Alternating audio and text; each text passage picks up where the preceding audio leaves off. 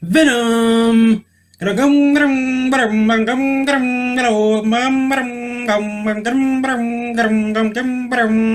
what I'm hitting. Venom. Ready to snap any momentum, thinking it's time to go get 'em. They ain't gonna know what hit 'em when they get beat with the venom. Is a new film released by Sony in association with Marvel, and this film is directed by Ruben Fleischer, and it stars Tom Hardy as Eddie Brock, Michelle Williams, and Riz Ahmed. It has a really good cast in this film. And this film is about this science corporation is harvesting these symbiotes, and one of the symbiotes happened to go on Eddie Brock. This symbiote turns Eddie Brock into the anti-hero we love, Venom. As you know, Venom was the third villain in Spider-Man 3 we all want to forget about. Ooh, my spider sense is tingling. If you know what I'm talking about.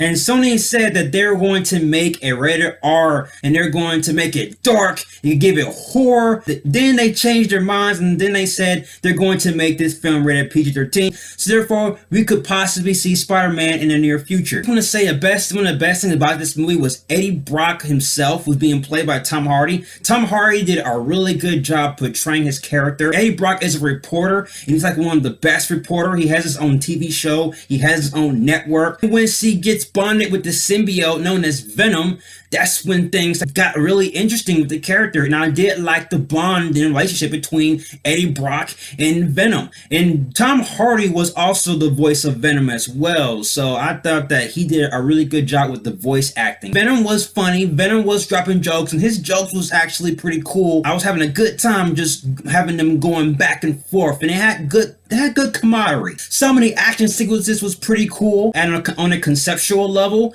Venom looks way better and is better than the Venom we got in Spider-Man 3. Just all around better. Also, one thing I like about this film was a self-contained film. It didn't like focus on Easter eggs or focus on the world building. It just pretty much was a standalone anti-hero Venom film, and I really appreciate it. They didn't really cram our giant battens down our throats of Easter eggs, and that's what. And as some movies try so hard to do in that, Mummy, I'm looking at you. And then they just missed the whole entire point of the film. But this film knows what story wants to tell, and it tells its story. And with all that in a nutshell, I can thoroughly say that this film was entertaining at a certain point and to a certain extent. And as for the flaws with this film, well, let's see.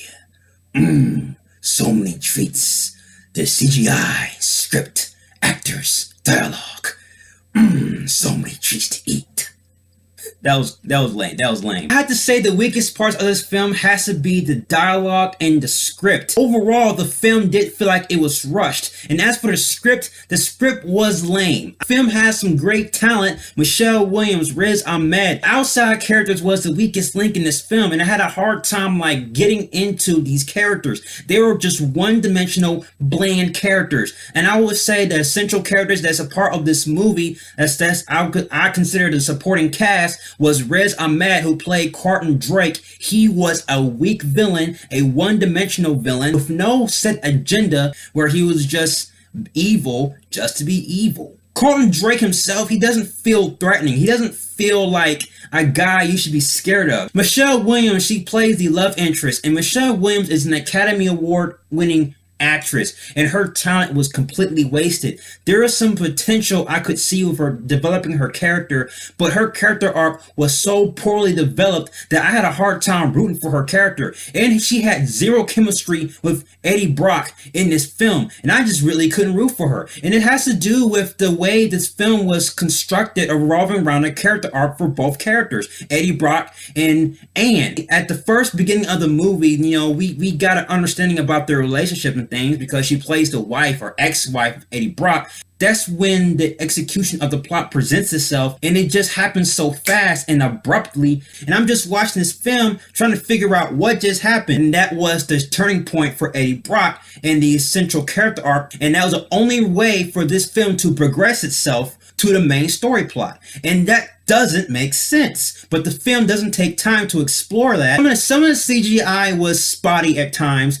There were some times where it seemed a bit noticeable. It wasn't like completely terrible or horrible. It was just spotty at times. And the action sequences revolving around the symbiote. There's so much CGI that happens on screen, and it's kind of hard to know who's fighting who at times. And there is this one scene where Venom is fighting this main bad guy, and there's like a big clutter of CGI components and objects in your face. And by watching this film, there are some elements in this film where it really felt like it should have been rated R, especially for a character named Venom, always talking about eating people, always biting off heads. I will understand that it feels rated R, because there's some scenes where he bites off heads and it just seemed a little bit weak, and there's lots of deaths that happens off screen. It just feels like the film was created to be rated R, but they were in the editing room. They switched it to PG-13. But outside all that, I was still entertained.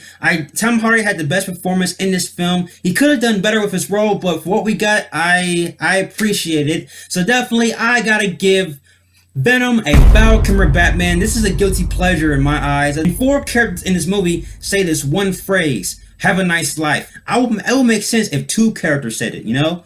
But why 4? The dialogue is like a bird in the wind. I'll see you guys in the next video. Give me your thoughts, comment below. What do you think about Venom?